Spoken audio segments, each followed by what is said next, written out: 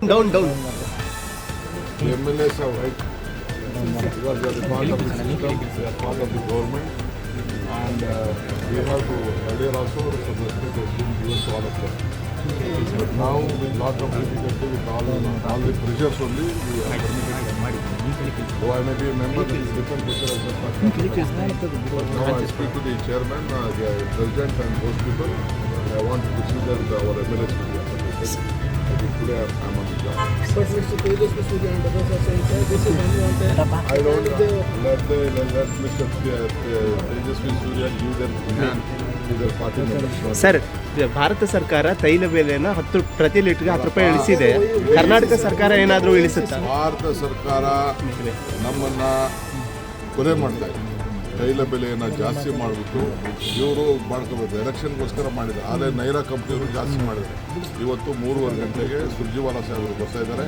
ನಾನು CM ಸುರ್ಜಿವಾಲಾ ಆ ವಿಚಾರವನ್ನು ರಾಜ್ಯದ ಜನತೆಗೆ ಬೆಳಕನ್ನು ಚೆಲ್ತಾ ಇದ್ದೀವಿ. ರಾಜ್ಯ ಸರ್ಕಾರ ಏನಾದರೂ ಕಡಿಮೆ ಮಾಡುತ್ತಾ ಅಂತ ಆಮೇಲೆ ಮಾತಾಡ್ತೇವೆ. Sir, center have decreased the oil cess on the oil company, not on the fuel company.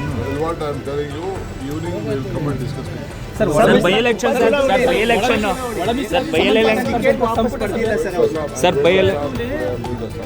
Election ಅಲ್ಲಿ ಅಭ್ಯರ್ಥಿಗಳು ಕನ್ವಿನ್ಸ್ ಆಗಿಲ್ಲ ಸರ್. ಕೆಲವರೆಲ್ಲ ಬಂಡಾಯ, ಕೆಲವ್ರನ್ನ ಅಮಾನತ್ ಮಾಡಲಾಗಿದೆ.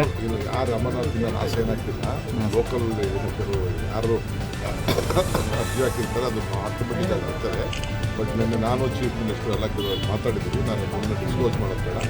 ಎಲ್ಲರೂ ಲೀಡ್ರು, ಜಮೀರ್ ಇರ್ಬೋದು, ನಜೀರ್ ಇರ್ಬೋದು, ಅಲ್ಲಿರುವಂಥ ನಮ್ಮ ಜಬ್ಬಾರ್ ಇರ್ಬೋದು, ಎಲ್ಲರೂ ಕಾಂಗ್ರೆಸ್ ಪೇಜಲ್ಲಿದ್ದಾರೆ. ಪಾರ್ಟಿ ಏನು ಹೇಳ್ತಾರೆ ಎಲ್ಲರೂ ಕೇಳ್ತಾರೆ.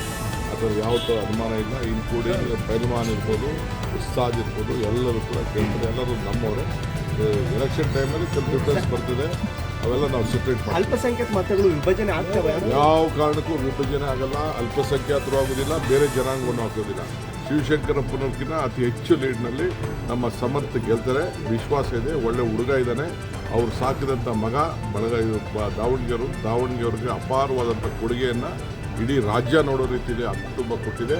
ಅದನ್ನು ಸ್ಮರಿಸ್ತಾ ಇದ್ದಾರೆ. ಸರ್ ಒಳ ಮೀಸಲಾತಿ ಸಂಬಂಧಪಟ್ಟಂಗೆ ಕ್ಯಾಬಿನೆಟ್ ಮತ್ತಷ್ಟು ಸುದ್ದಿಗಳಿಗಾಗಿ ನೋಡ್ತಾ ಇರಿ ಪಬ್ಲಿಕ್ ನ್ಯೂಸ್ 24x7. ಇದು ಸತ್ಯದ ಧ್ವನಿ.